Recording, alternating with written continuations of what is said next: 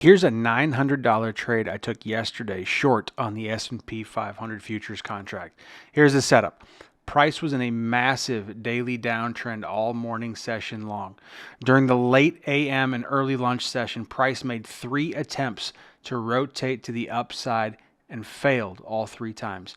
Price ripped back down to the downside, and then I caught an early entry on a fake move back up into my entry zone, rejecting off of VWAP level. On the order flow candles themselves, I got confirmation. I had declining buyers. I had sellers pouring in on a double stack imbalance. I had COT at the top of 3 bars with lower highs. I got in with 3 contracts.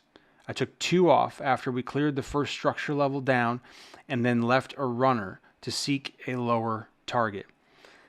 I was initially targeting that second low to the far left on my screen, but price ripped right through it, and I was able to squeeze another leg down, totaling a $900 run in 45 minutes of risk. In this trade, I let the inertia of the downtrend do the work for me.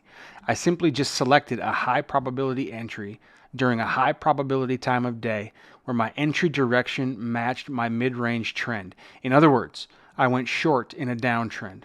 I then manually managed my stop loss down, bar close after bar close, and set my targets according to structure, grossing a 2.5 to 1 risk-reward ratio. If you like this and you want access to the tools, check out Ninjacators Fast Track with the link below.